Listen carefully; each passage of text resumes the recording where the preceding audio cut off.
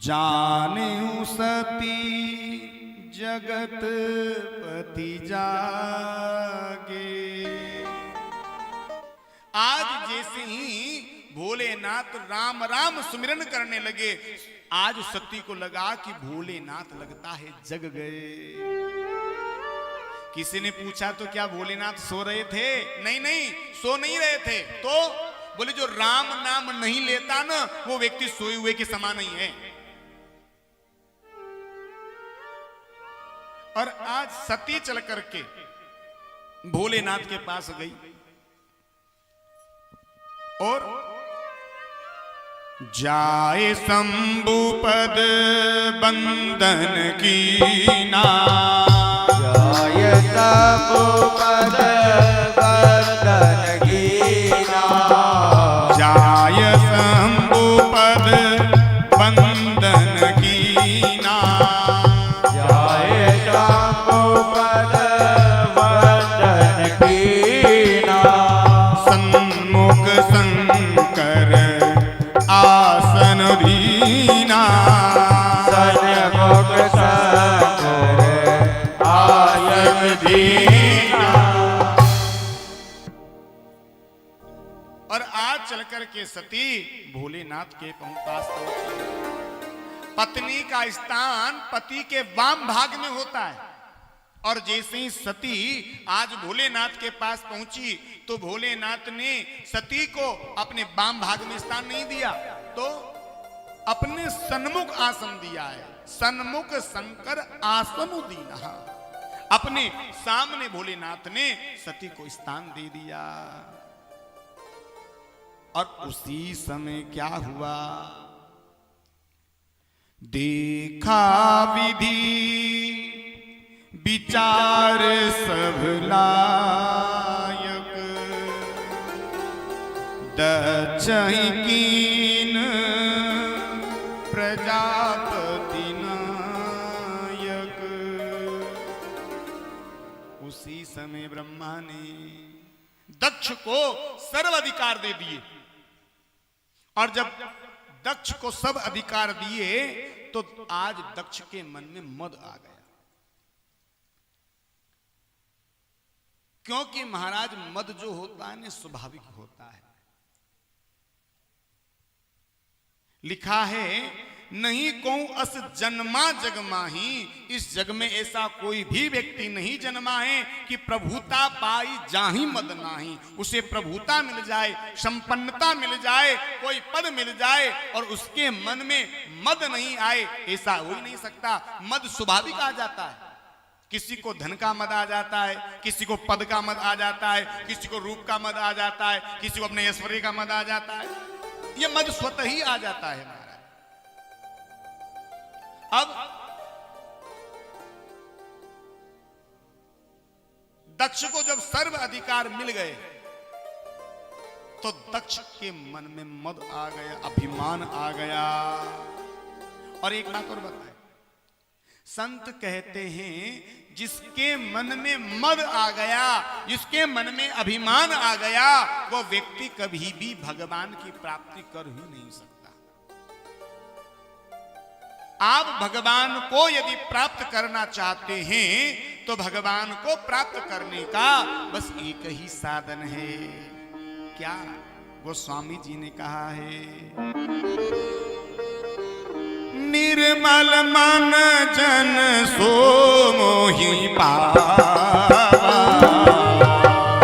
निर्मल मन जन सो मोहि पावा, निर्मल मन जन सो मोहि पावा, निर्मल मन जन सो मोहि पावा, मोहि कपट छल छिद्रन भावा, मोहि कपट छल छिद्रन भावा। भगवान को प्राप्त करना चाहते हो तो मन को निर्मल बनाओ। निर्मल बनाने का अर्थ है कि तुम्हारे मन से अभिमान चले जाना, तुम्हारा सरल हो जाना। और जिस दिन तुम सरल हो जाओगे, तुम्हें भगवान को मंदिर में ढूंढने जाने की जरूरत नहीं पड़ेगी, भगवान स्वयं चल करके तुम्हारे पास आ जाएगा। मन को निर्मल बनाओ। तो आज दक्ष ने क्या किया? दक्ष ने एक यज्ञ का आयोजन किया और यज्ञ में सबको बुलाया, लेकिन महादेव को नहीं बुलाया। सबको बुलाया, छोटे से छोटे देवों को बुलाया, लेकिन महादेव को नहीं बुलाया महाराज। कारण क्यों नहीं बुलाया जी? कारण यह है कि जब ब्रह्मा जी ने दक्ष को सर्वाधिकार दे दिए, तो देवताओं ने दक्ष के सम्मान में एक सभा का आयोजन किया और इस सभा में सभी पधारे। ब्रह्मा, विष्णु, महेश, इंद्र, मरुदगण, यक्ष, गंधर्व, किन्नर सब पहुंचे। अब देखो, जो सभापति होता है वो थोड़ा लेट आता है और बाकी सब लोग पहले आ जाते हैं। तो सारे के सारे देवी देवता, यहां तक कि ब्रह्मा जी, विष्णु जी सब पहले आ गए, लेकिन दक्ष थोड़ा विलंब से आया। और जब सभा में से होते हुए आ रहा था ना, सारे के सारे देवता खड़े हुए, सभी ने स्वागत किया दक्ष का, लेकिन 3 खड़े नहीं हुए। पूरी सभा ने खड़े होकर के सम्मान किया, लेकिन पूरी सभा में से 3 खड़े नहीं हुए। कौन कौन नहीं हुए? पहले ब्रह्मा जी। क्यों नहीं हुए जी? क्यों होंगे? पिता हैं इनके। हा? बेटा चाहे कितना ही बड़ा क्यों ना बन जाए, लेकिन पिता के लिए तो बेटा बेटा ही रहेगा भाई। ब्रह्मा जी खड़े नहीं हुए क्योंकि पिता हैं, और ना ही विष्णु जी खड़े हुए क्योंकि इनके पिता हैं। लेकिन भोले बाबा को तो खड़ा होना चाहिए था, वो तो उनके दामाद हैं। अब भोलेनाथ खड़े क्यों नहीं हुए? क्योंकि भोलेनाथ जहां बैठते हैं बस राम नाम धुन में मस्त हो जाते हैं। राम नाम जो महामंत्र है, इसका स्मरण करने लग जाते हैं महाराज। भोलेनाथ को तो पता ही नहीं चला कब आए कब गए, क्या हुआ क्या नहीं हुआ। लेकिन दक्ष को बुरा लग गया। दक्ष आज यहां पर दक्ष ने कह दिया, महाराज यहां बहुत कहा सुनी हुई है। दक्ष ने यहां तक कह दिया कि कोई भी शंकर को यज्ञ में भाग नहीं देगा, कोई भी शंकर से संबंध नहीं रखेगा, और जो शंकर से संबंध रखेगा हमारा वो सबसे बड़ा शत्रु होगा। इतना तक कह दिया महाराज। लेकिन भोलेनाथ ने विचार किया, हमें लड़ाई झगड़े से क्या मतलब है। भोलेनाथ ने ध्यान नहीं दिया। भोलेनाथ का तो स्वभाव है महाराज, सरल है। यहां आए थे जैसे कि जैसे उठ करके चले गए। संत हैं, संत का स्वभाव क्या होता है? बढ़ गए बाल तो क्या परवाह, और उतर गई खाल तो क्या परवाह, मिल गया माल तो क्या परवाह, हुए कंगाल तो क्या परवाह। संत का ऐसा स्वभाव है, यदि बहुत मिल जाए तो भी कोई टेंशन नहीं, नहीं मिले तो भी कोई चिंता नहीं। यही तो संतों का आनंद है। वाह वाह रे मुझ फकीर आदि। घर में हमें भले महाराज सूखी पापड़ी ना मिले, लेकिन संत भगवान को चकाचक प्रसादी मिलती है। हा? ये आनंद है। तो भगवान का स्वभाव है, वो उठ करके चले गए।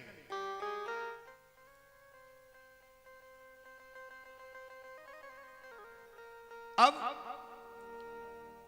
इसी बात से बैर रख करके दक्ष ने इस यज्ञ का आयोजन किया है। इस यज्ञ का मकसद क्या है? इस यज्ञ का मकसद है भोलेनाथ को नीचा दिखाना।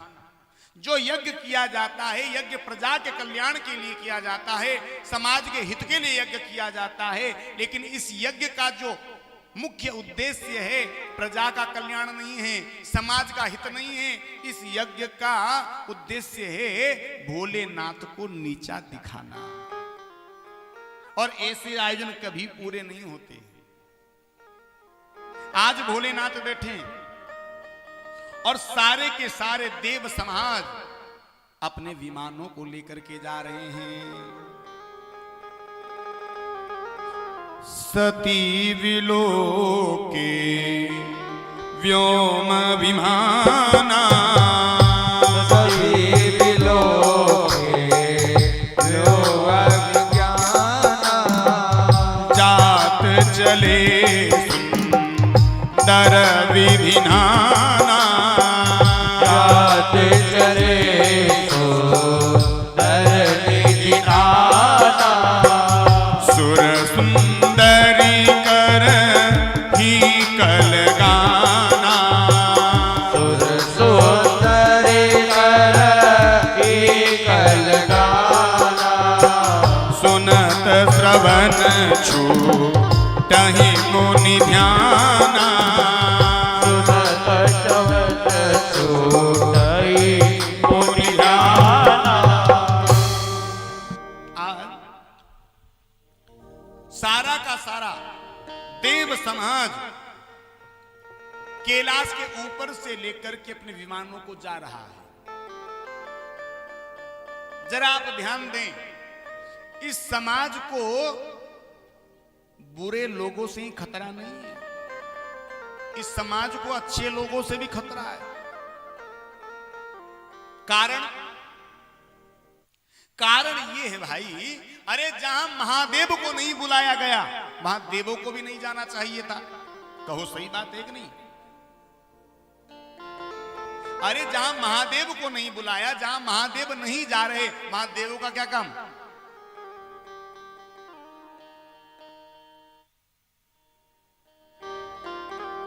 देखो, बुरे लोगों में और अच्छे लोगों में एक फर्क है। क्या?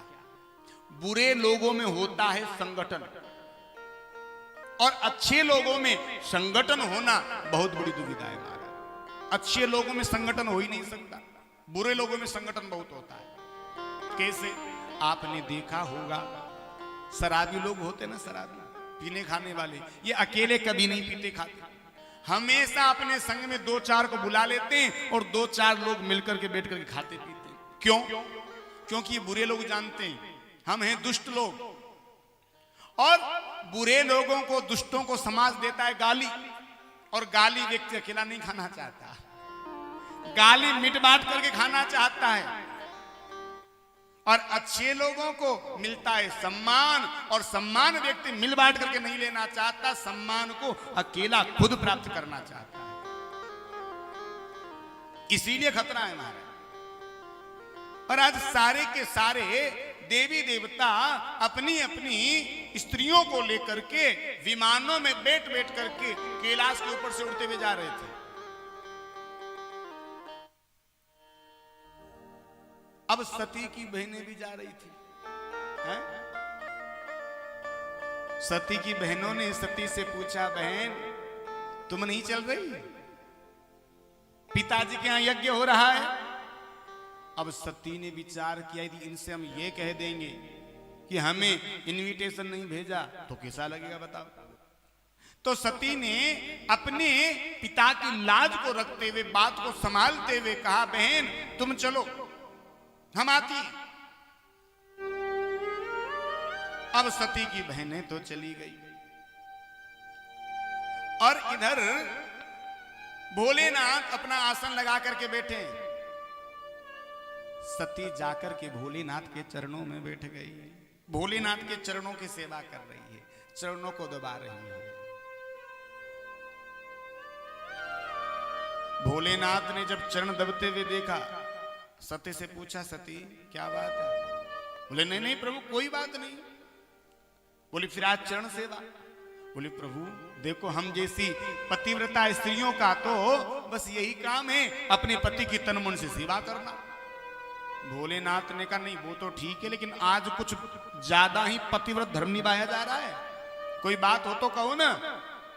जैसे मान लो तुम्हें अपने पति से कोई बात मनवानी हो, कितनी चिकनी चुपड़ी बातें करती हो महाराज, कितना मक्खन लगाती हो उनको, है? तो आज भोलेनाथ ने सती से यही कहा, देवी कुछ ज्यादा ही पतिव्रत धर्म निभाया जा रहा है, कोई बात हो तो कहो। तब सती ने कहा, पिता भवन उत्सव परम जो प्रभु आयस हो, तो मैं जाऊं कृपा यतन सादर देखन सो। स्वामी, आज हमारे पिता के यहां पर बड़ा सुंदर यज्ञ हो रहा है और आपकी यदि आज्ञा मिल जाए तो मैं भी दर्शन करके आऊं। भोलेनाथ ने कहा, देवी वो तो ठीक है, चली जाओ, लेकिन एक बात बताओ, क्या कोई चिट्ठी पत्री कुछ संदेशा वहां से आया था? सती ने कहा, स्वामी सो तो नहीं आया। बोले फिर हमें नहीं जाना चाहिए। भोलेनाथ ने कहा, देवी सुनो, आवत ही हर से नहीं, नैना नहीं स्नेह, तुलसी तहां न जाइए, चाहे कंचन बरसेनी। लिखा है आवत ही हर्ष से नहीं, हमारे जाने से किसी के मन में हर्ष नहीं होता हो, हमारे जाने से किसी के मन में प्रसन्नता नहीं होती हो। तुलसी तहां न जाइए, ऐसी जगह पर कभी नहीं जाना चाहिए, चाहे कंचन बरसे नी।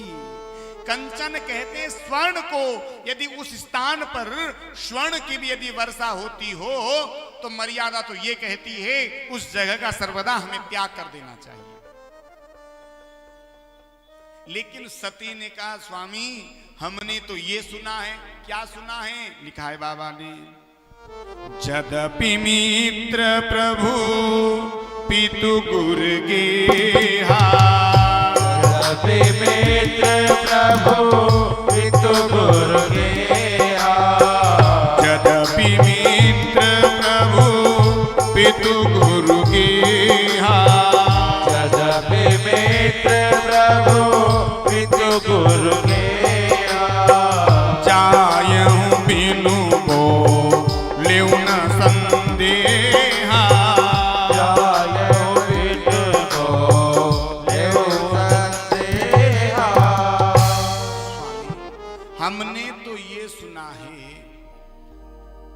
यद्यपि मित्र प्रभु पितु गुरु गेहा, मित्र के यहाँ, पिता के यहाँ, गुरु के यहाँ और राजा के यहाँ बिना बुलाए भी जा सकते हैं।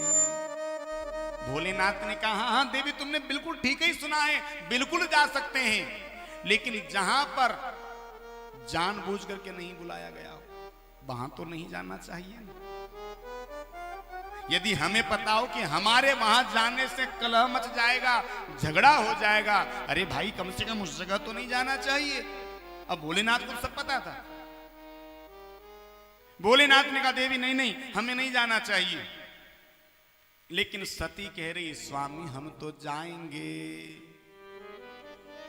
सती जिद लग गई महाराज।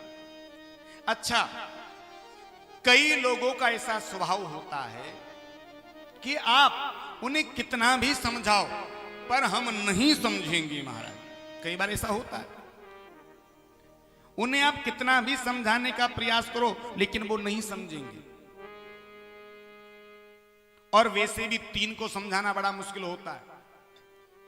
कौन कौन तीन? पहला अपनी पत्नी। कितना ही तुम बड़े ज्ञानी बन जाओ, कितने बड़े बैरिस्टर बन जाओ, पर अपनी श्रीमती जी को नहीं समझा सकते। दूसरा, आपका मित्र जो बचपन का है उसको भी आप नहीं समझा सकते। और तीसरा, आपका खास पड़ोसी, उसको भी आप नहीं समझा सकते। तो मर्यादा ये कहती है जब तुम समझाओ और सामने वाला नहीं समझे ना तो फिर हमें समझ जाना चाहिए, हमारे समझने में ही फायदा है। फिर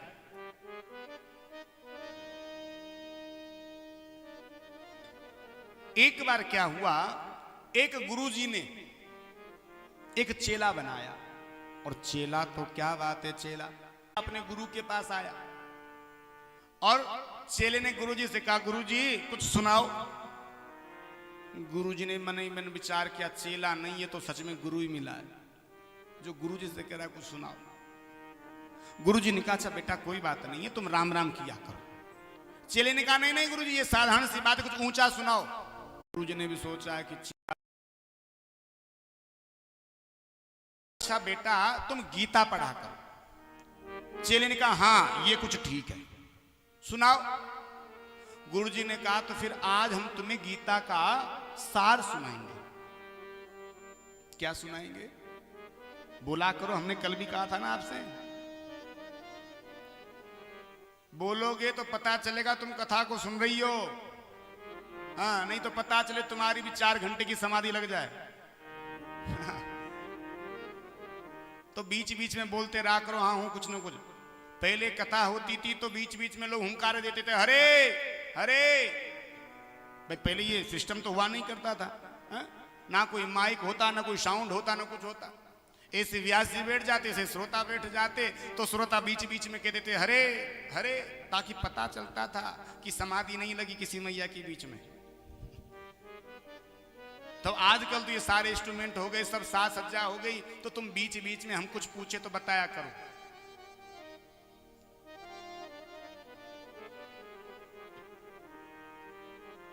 तो गुरुदेव ने कहा, बोले आज बेटा हम तुम्हें गीता का सार सुनाएंगे। अब गुरुजी जो थे वो गीता का सार सुनाने लगे। गुरुजी ने कहा, बेटा सर्वोपनिषदो गाओ दुग्धः गोपाल नंदनः, दुग्धः गोपाल नंदनः, दुग्धः गोपाल नंदनः। और चेला करे वाह वाह वाह। गुरुजी को भी लगा कि हाँ चेला सब समझ रहा है। गुरुजी ने चेले से कहा, बेटा कुछ समझे? चेले ने कहा, गुरुजी क्या बात करते हो, हम नहीं समझे, हम नहीं समझे। अरे गुरुजी हमारा बस चले तुम आप ही को समझा दे। गुरुजी समझ में सब आ गया, पर आप वो बीच बीच में कह रहे थे दो गधा दो गधा दो गधा, तो 2 गधा कौन थे? गुरुदेव ने माथा पीटा, हे राम। बोले बेटा वो 2 गधा कोई और नहीं थे, पहला गधा तू है और दूसरा गधा मैं हूं। सुनना ऊंचा चाहते हैं, समझ में कुछ नहीं आता। तो मर्यादा ये कहती है जब सामने वाला नहीं समझे तो हमें समझ जाना चाहिए, उसी में फायदा है जी। और भोलेनाथ समझ गए, और आज भोलेनाथ ने आज्ञा दे दी, देवी जाओ और अपने संग में नंदी इत्यादि गणों को तुम लेकर के चली जाओ। नंदी इत्यादि गणों को लेकर के गई है सती। और भोलेनाथ ने कहा, देवी अब तो वही होगा जो मेरे राम जी को मंजूर होगा। और भोलेनाथ यहां से आंख बंद करके बैठे। सती चल करके जा तो रही है महाराज, लेकिन मन में बस एक बात का संशय है, एक बात का दुख है कि भोलेनाथ को कहीं बुरा लग न जाए, भोलेनाथ बुरा न मान जाए। और चलकर के सती आज अपने पिताजी के यज्ञ में पहुंची है। और जैसे ही यज्ञ में पहुंची, सबसे पहले कौन मिला? सती की बहनें मिल गई। और वो सती की बहनें सती की मजाक उड़ाने लगी, लो ये आ गई। और हमें तो यहां आके पता चला है कि पिताजी ने इसको निमंत्रण नहीं दिया। मजाक कर रही, अरे बहन जीजा जी ने कछु मकान वकान बनायो कि ना बनायो तेरे ताई, और जीजा जी कछु वस्त्र वस्त्र पहनने लगे कि ना पहनने लगे, मजाक उड़ाने लगे। लेकिन सती को बुरा नहीं लगा, चल करके अपनी मैया के पास पहुंची, क्योंकि माँ तो माँ होती है ना। और बाबा जी कहते हैं, सादर भलाही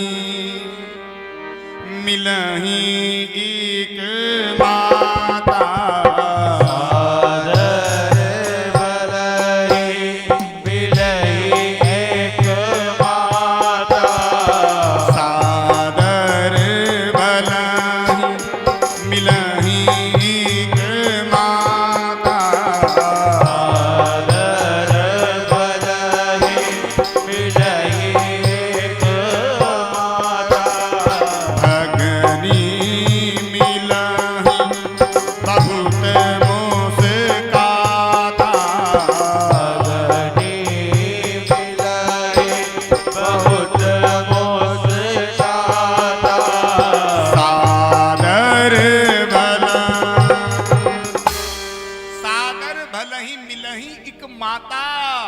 मैया ही केवल अपनी बिटिया से प्रेम से मिली है।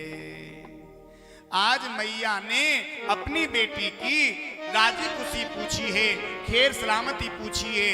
बेटा, इच्छा तो बहुत थी, लेकिन तेरे पिताजी के स्वभाव के सामने मैं हार गई। और बेटा तूने बहुत बढ़िया किया जो तू चल कर किया गई। लेकिन आज क्या हुआ, सती जब चल कर के गई तो आज तक जब जाती थी ना, सब लोग सती का बड़ा सम्मान करते थे, लेकिन आज कोई भी सेवक सती के पास नहीं आ रहा। सती ने झूठे रिश्ते झूठे नाते किसका कौन हुआ है। झूठे रिश्ते झूठे नाते किसका कौन हुआ है। कब बाजी उल्टी पड़ जाए, जीवन एक जुआ है। परीक्षाएं भी होती पराई, परीक्षाएं भी होती पराई। सुख की आस तजो मेरे भाई, सुख की आस तजो मेरे भाई। ये जगत बड़ा दुखदाई, ये जगत बड़ा दुखदाई।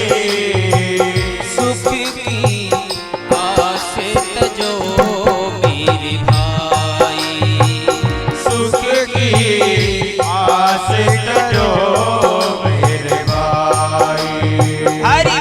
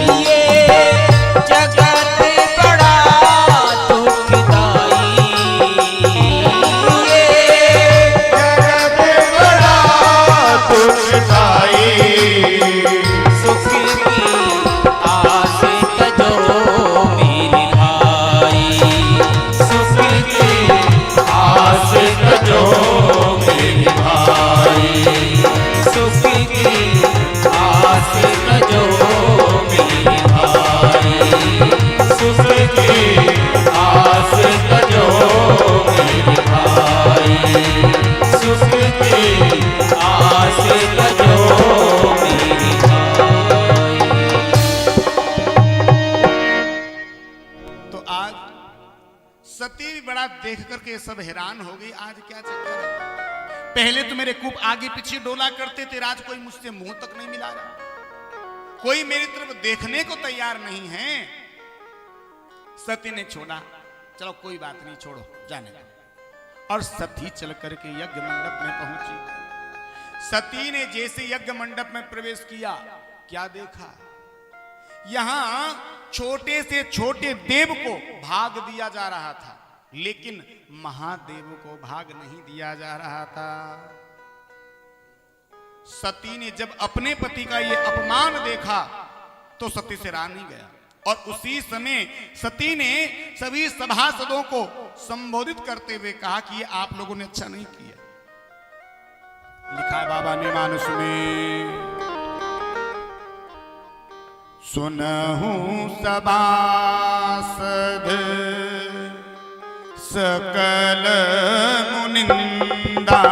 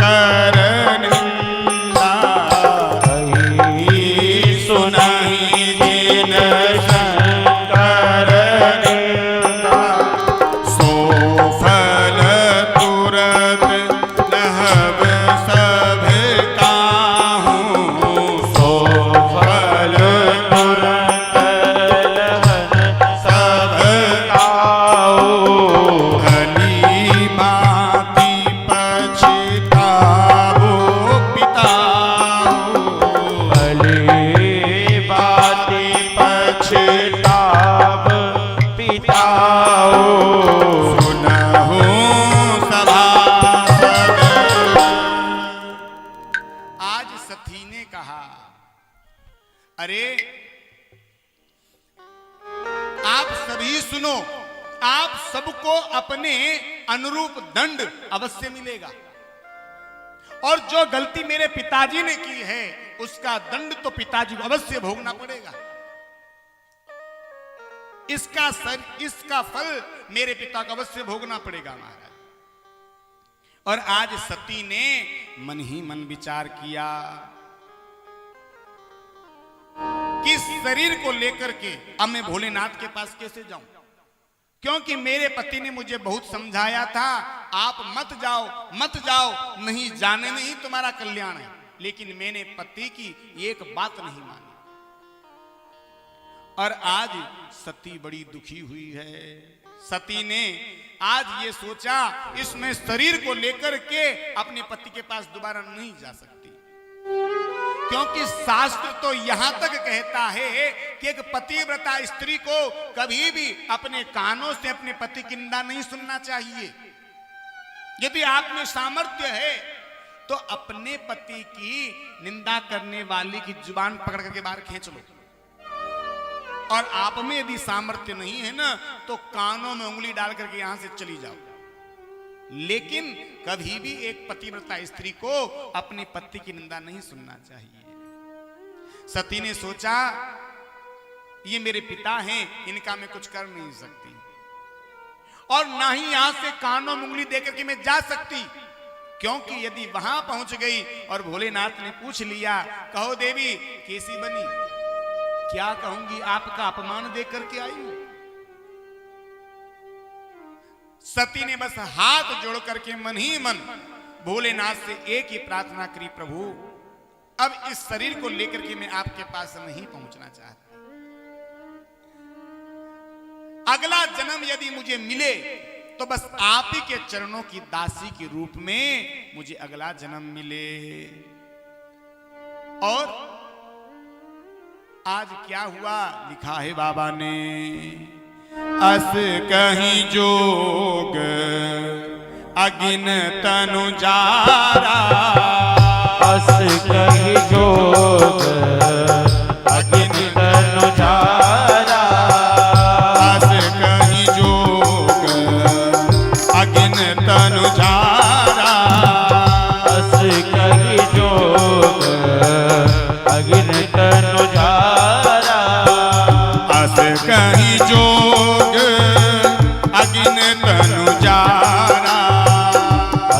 कहि जोग अगन तनु जारा भयहु सकल मख हाहाकारा भयहु सकल मख हाहाकारा। और आज सती ने योगाग्नि को प्रकट किया और अपने शरीर को जलाकर के राख कर दिया। अब रुद्रगण जो यहां से गए थे, ये यज्ञ को विध्वंस करने का कार्य करने लगे। इस यज्ञ के आचार्य थे भृगु, और भृगु ऋषि ने अपने यज्ञ की रक्षा करी। कमंडल में से जल लिया और जल को अभिमंत्रित किया, और आज मंत्र शक्तियों के द्वारा इन सारे रुद्रगणों को यहां से भगा दिया। सब के सब यहां से चले गए। इधर भोलेनाथ समाधि लगा करके बैठे हैं, तो गणों ने जाकर के सूचना दी है। समाचार सब शंकर पाए, वीरभद्र करी कोप पठाए। और जैसे ही आज भोलेनाथ को इस बात की सूचना मिली, भोलेनाथ ने अपनी जटा में से एक जटा को उखाड़ा और जैसे ही पृथ्वी पर पटका, एक गण प्रकट हो गया। भोलेनाथ ने कहा, वीर जाओ, तुम्हारा कल्याण होगा। इसका नाम हुआ है वीरभद्र।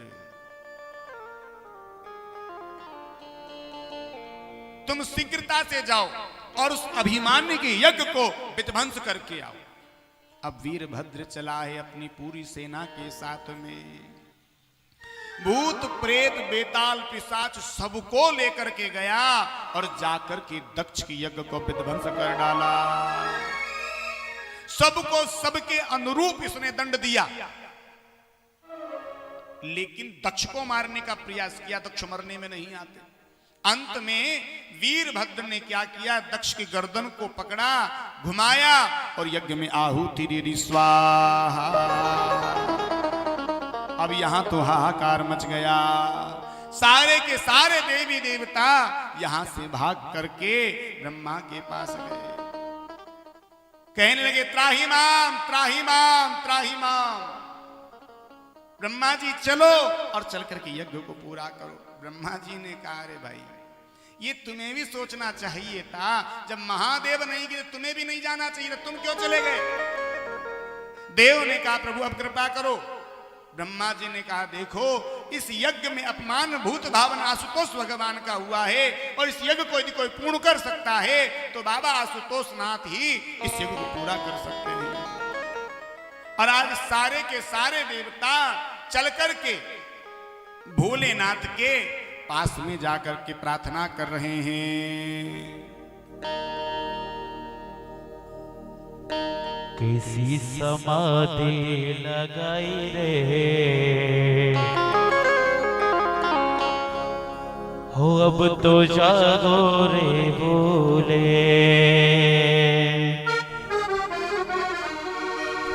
ओ जागो रे भोले, अब तो जागो रे भोले।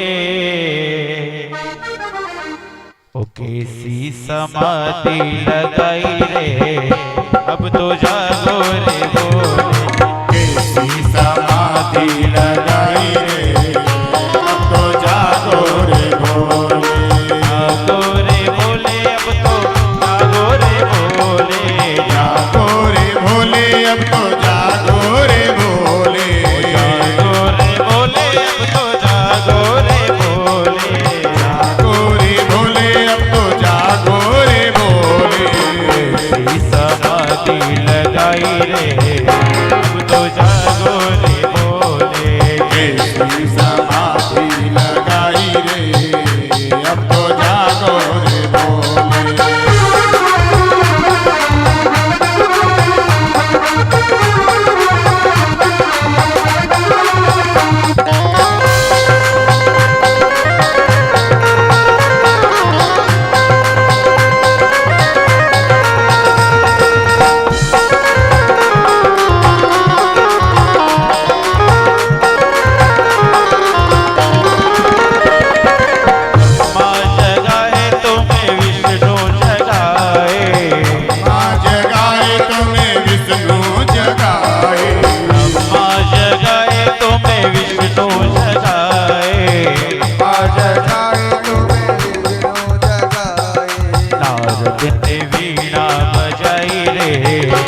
अब तो जागो रे भोलेनाथ ने वीणा बजाई रे।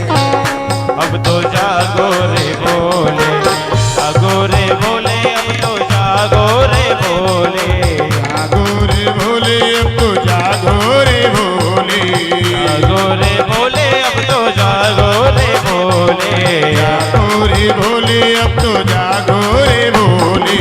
ऐसी समाधि लगाई रे, जैसे जागो रे भोले, ऐसी समाधि लगाई रे अब तो जागो रे भोले।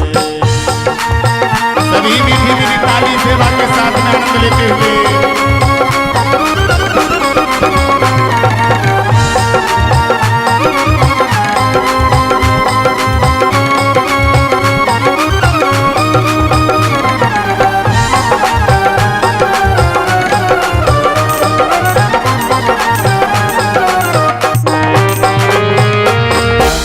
जगाए तुम्हें यमुना जगाए, जगाए तुम्हें यमुना जगाए, गंगा जगाए तुम्हें यमुना जगाए, यमुना जगाए तुम्हें गंगा जगाए।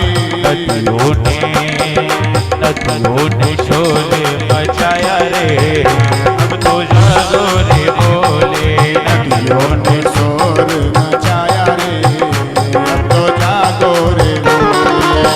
ऐसी समाधि लगाई रे, अब तो जागो रे भोले, ऐसी समाधि लगाई रे अब तो जागो रे भोले।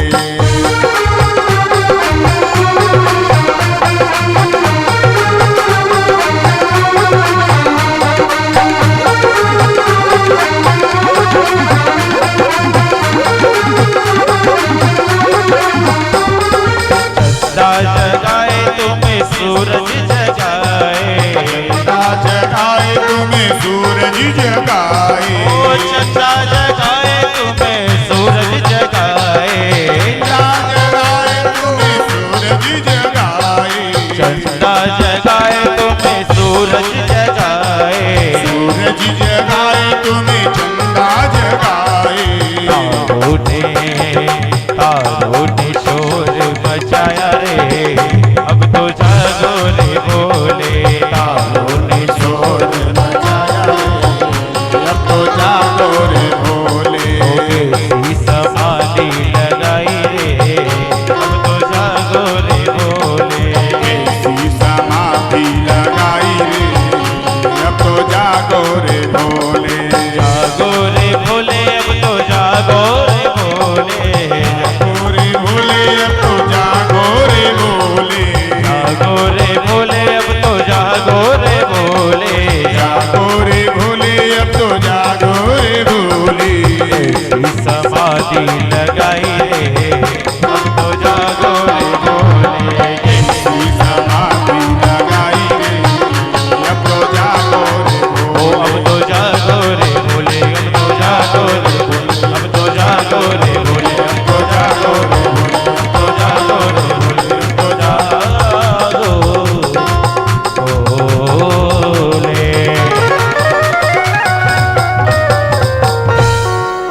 बोले शंकर भगवान की जय। अब जिनका नाम ही भोले है, थोड़ी सी प्रार्थना देवताओं ने करी और थोड़ी सी प्रार्थना में भूत भावन आशुतोष भगवान प्रसन्न हो गए। पूछा, कहो देवताओं कैसे आना हुआ? देवता कहने लगे, प्रभु आप प्रसन्न होइए और चल करके दक्ष की यज्ञ को पूरा कीजिए। अब भोलेनाथ चल करके आए। अब भोलेनाथ ने आकर के क्या देखा? यहां तो यज्ञ का यजमान ही नहीं है, और यजमान के बगैर कार्य पूरा होगा कैसे? तो आज भोलेनाथ ने दक्ष के बकरे का सिर लगाया है, और बकरे का जैसे सिर लगाया तो दक्ष ने भोलेनाथ की में करके बड़ी सुंदर स्तुति गाई। संत कहते हैं जीवन जीना है तो जीवन कैसे जीना चाहिए? मेना ने मेना कही तो मोल भयो 10 बीस, और बकरे ने में कही तो जाय कटायो सी। अरे जीवन जीना है तो मेना की तरह जियो कि हमारे जीवन में से में शब्द ही निकल जाए। बकरे की तरह जीवन जीने में कोई फायदा नहीं है। यदि तुम पूरे जीवन यदि में करते रहोगे तो जिस प्रकार से बकरे का पतन होता है ठीक उसी प्रकार से तुम्हारे भी जीवन का पतन हो जाएगा। जीवन वही श्रेष्ठ है जिस जीवन में से मैं शब्द निकल जाए। और इधर राजा हेमांचल के यहां पर इन्हीं सती महारानी का पार्वती के रूप में जन्म हो गया। बोले जगदम्बिके मात की। और आज जब पार्वती अम्बा का जन्म राजा हेमांचल के यहां पर हुआ, हेमांचल ने बहुत आनंद मनाया, बहुत उत्सव मनाया है। और हेमांचल के यहां बहुत आनंद होने लगा। एक दिन देवर्षि नारद चल करके हेमांचल के यहां आए और हेमांचल ने बड़ा सुंदर स्वागत देवर्षि नारद का किया जी। बड़े आदर से लेकर के कहां पहुंचे, सीधे अपने महलों में पहुंचे और जाकर के बड़ा सुंदर आसन दिया, चरण पखारे, हाथ जोड़ करके दोनों ने प्रणाम किया। बाबा मेरे यहां एक कन्या का जन्म हुआ है और आप तो त्रिकालदर्शी हैं, आप सब जानते हैं, तो जरा आप मेरी बेटी के गुण दोष देख करके बताओ। हिमांचल ने अपनी बेटी को बुलाया, कहा बेटा प्रणाम करो। और बेटी ने प्रणाम किया है।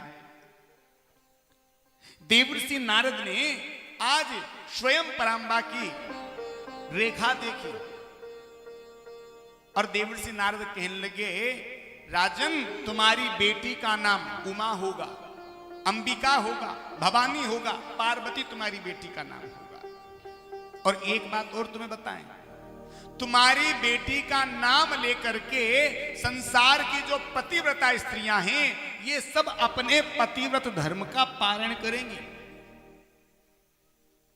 तुम्हारी बेटी की सब जगह पूजा होगी और आपकी बेटी की वजह से आपको भी यश की प्राप्ति होगी। जितना बढ़िया बढ़िया था देवर्षि ने सब बता दिया। हिमाचल जी ने पूछा, हमने तो तुमसे दोष पूछे थे, तुमने तो सब बढ़िया बढ़िया बता दिया, दोष तो कुछ बतायो ना। देवर्षि कहने लगे, जब दोष होंगे तो ही ना बताएंगे, कुछ दोष है ही नहीं आपकी बेटी में। हाँ इनमें तो कोई दोष नहीं है, पर इनके होने वाले दूल्हे में थोड़ा दोष है, कहो तो बताएं। हिमांचल राजा ने कहा, हाँ हाँ बताइए ना। देवर्षि नारद ने कहा, अगुण अमान मातु पितु हीना। अगुण अमान मातु पितु हीना।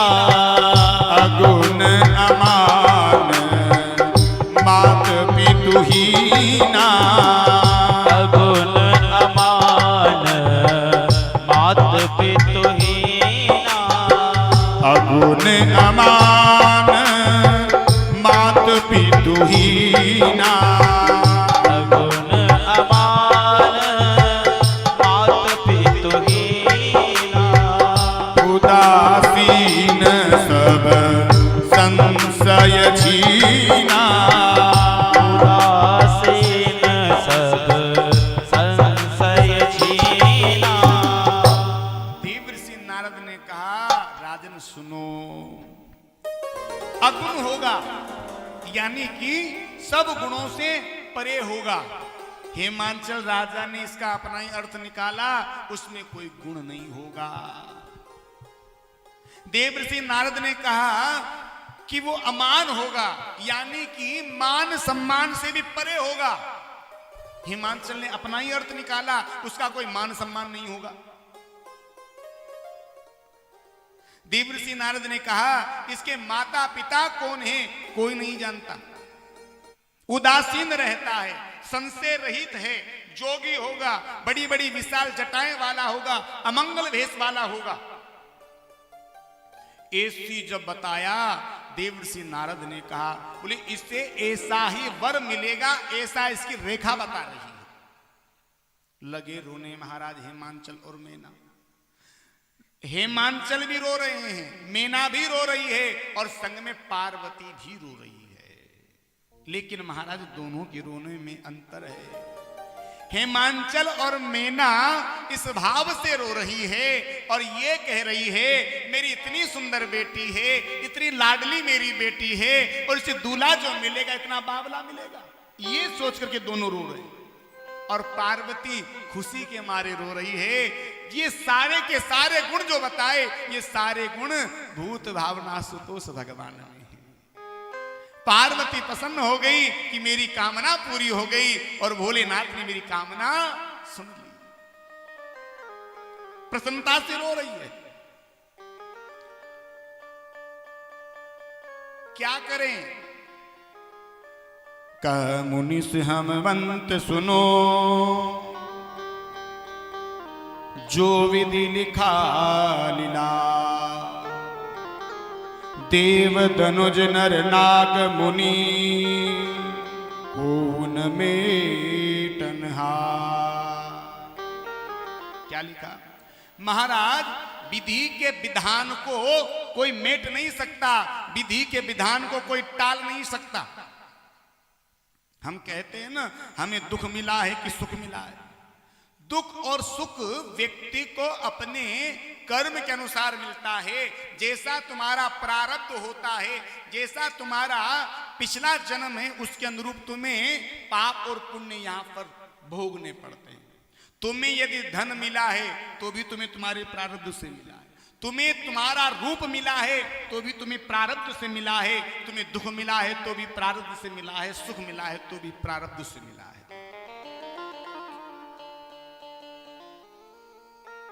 जो जस करहि सो तस फल चाखा।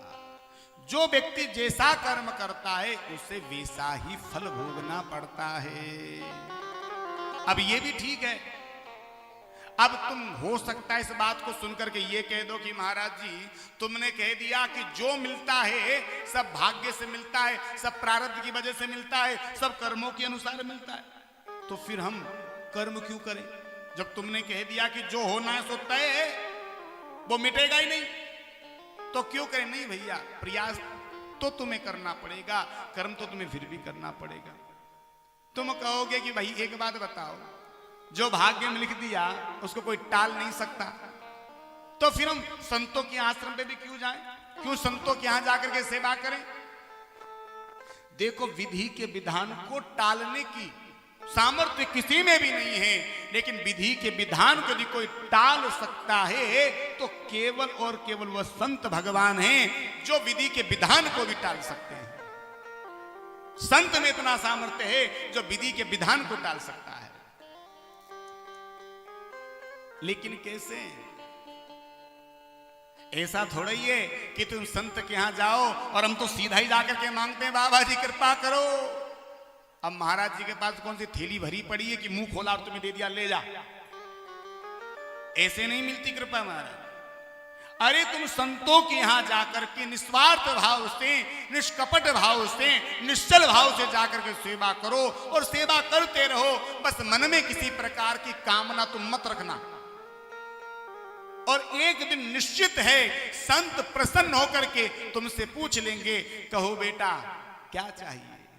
और जिस दिन संत भगवान तुमसे आगे से पूछ लेना, बस उसी समय तुम तुम्हारे मन की सारी व्यथा संत के सामने कह देना।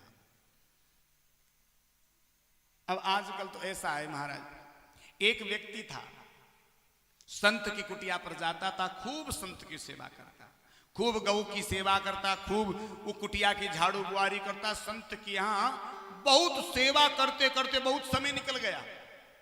एक दिन संत ने पूछ लिया, बेटा यहां आओ। उस व्यक्ति ने कहा, हाँ महाराज क्या करते हो? व्यक्ति ने कहा महाराज जी कुछ थोड़ा बहुत जमीन का टुकड़ा है, बस उसी में ही जीवन का गुजर बसर करते हैं, 2 समय की प्रसादी की व्यवस्था उस जमीन के टुकड़े से हो जाती है। संत ने कहा अच्छा ऐसा है? बोले हाँ।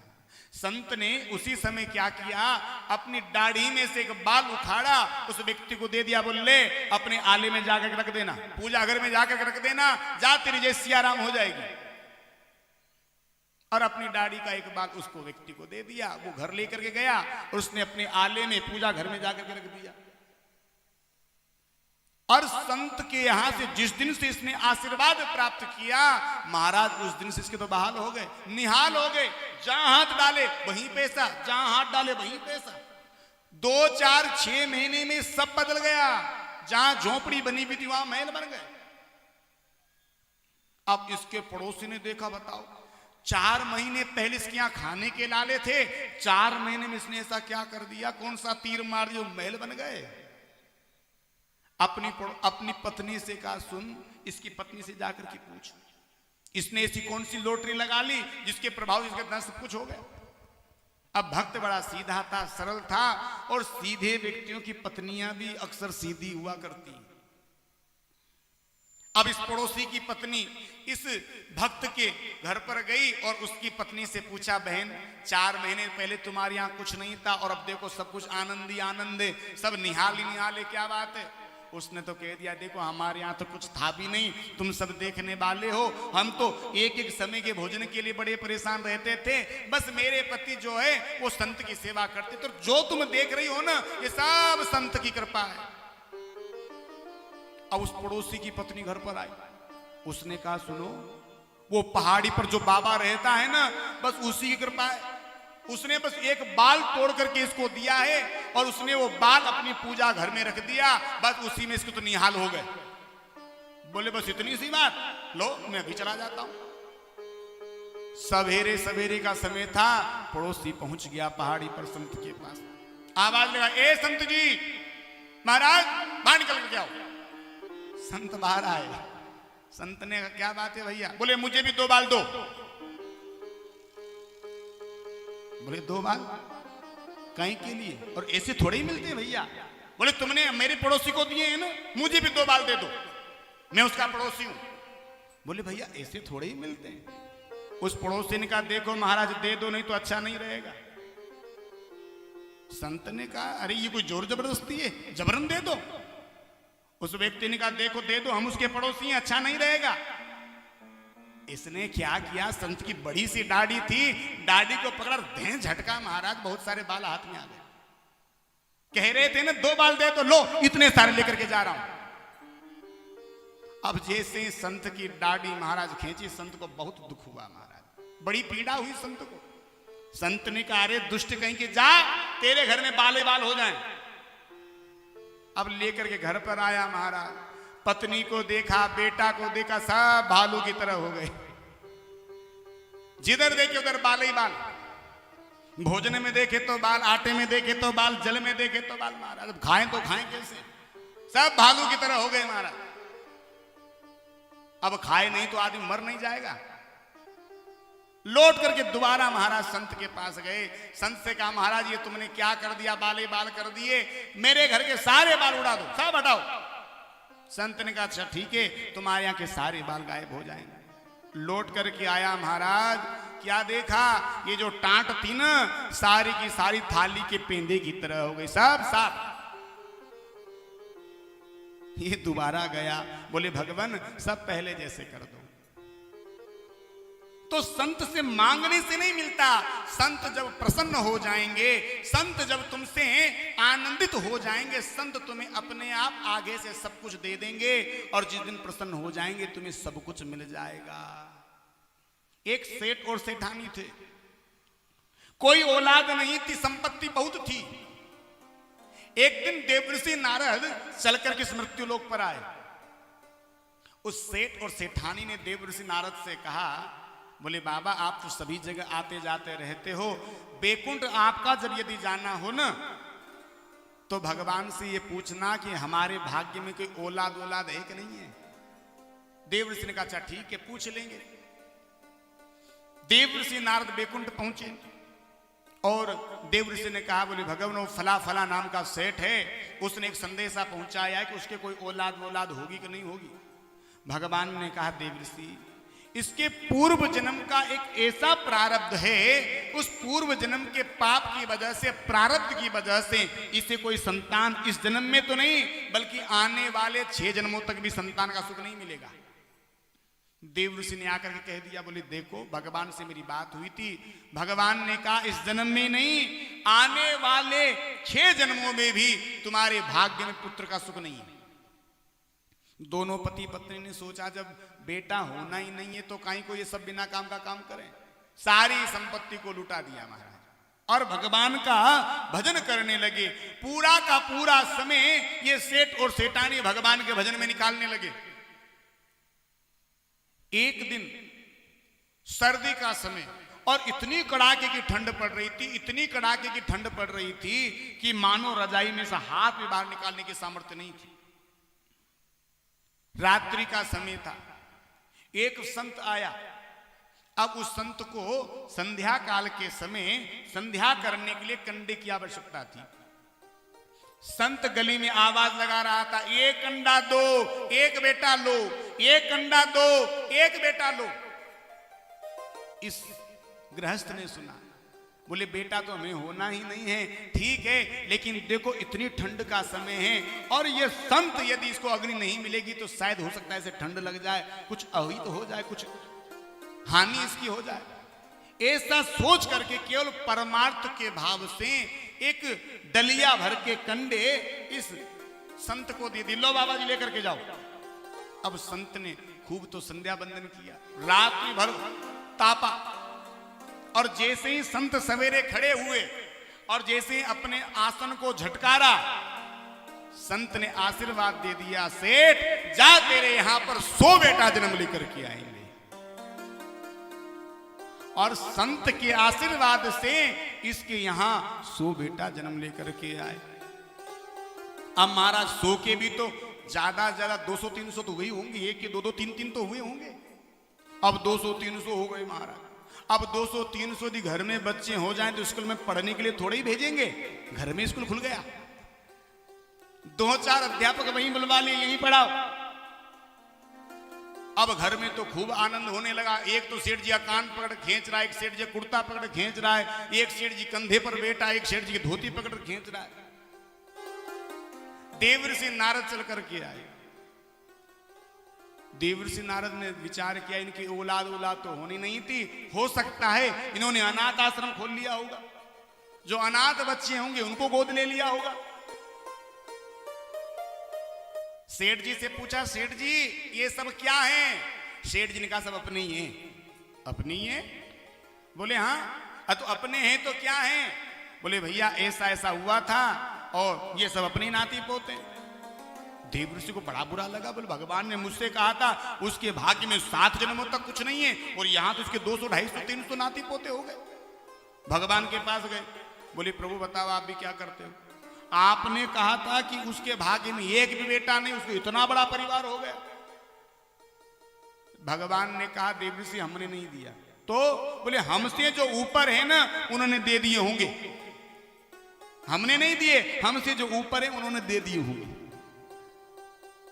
कहने का मतलब यह है संत जो है विधि के विधान को भी टाल सकता है। देवर्षि नारद ने कहा, बोले इसकी जो हस्तरेखा बता रही है इसे पति तो ऐसा ही मिलेगा, लेकिन कुछ कहो तो उपाय हो सकता है। हिमांचल ने कहा हाँ उपाय बताओ। बोले जो जो गुण दोष तुम्हारी कन्या के वर में मैंने बताए हैं ये सारे के सारे गुण भगवान शंकर में हैं। यदि किसी न किसी प्रकार से इनका विवाह भोलेनाथ के साथ हो सकता है तो ये दोष भी गुण में बदल जाएंगे। बोले क्या करें कि जिससे इनका विवाह भोलेनाथ के साथ हो जाए? बोले एक उपाय है। क्या लिखा है बाबा ने? जो जप करे कुमारी तुम्हारी, जो जप करे कुमारी तुम्हारी,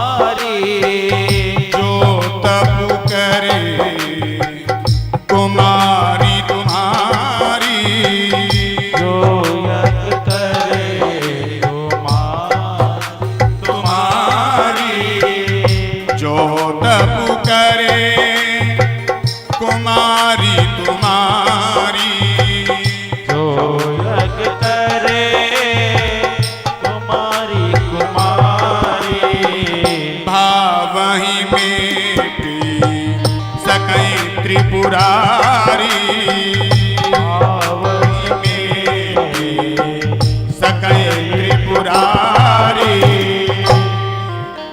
बोले देखो, तुम्हारी यदि कन्या जाकर के तब करती है तो भावई को तो महाराज भूत भावन भगवान ही मेट सकते हैं। और तप करने के लिए आज यहां से पार्वती चल करके जा रही, और तप करने वाले कभी रिक्त भी नहीं रहते।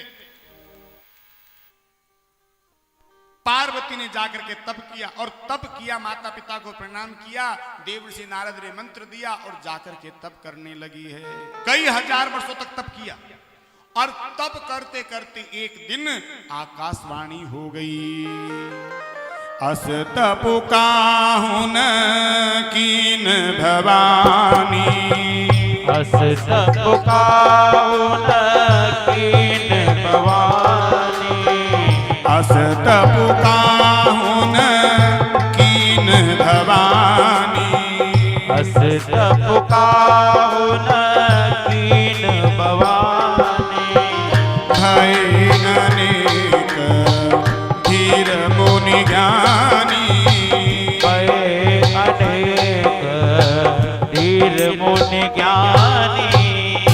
आकाशवाणी हुई, आकाशवाणी ने कहा देवी तुम्हारी तपस्या पूरी हुई है, और आज दिन तक ऐसी तपस्या किसी ने भी नहीं करी। और सुनो, तुम्हारे पिता यदि तुम्हें लेने के लिए आए तो तुम तुम्हारे पिता के साथ में चली जाना।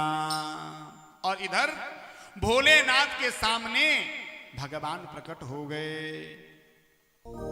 और भगवान ने पार्वती जी के पूर्व जन्म की कथा कह करके भोलेनाथ को सुनाई। पूरी की पूरी कथा पार्वती की पिछले जन्म की कह करके भोले बाबा को सुनाई।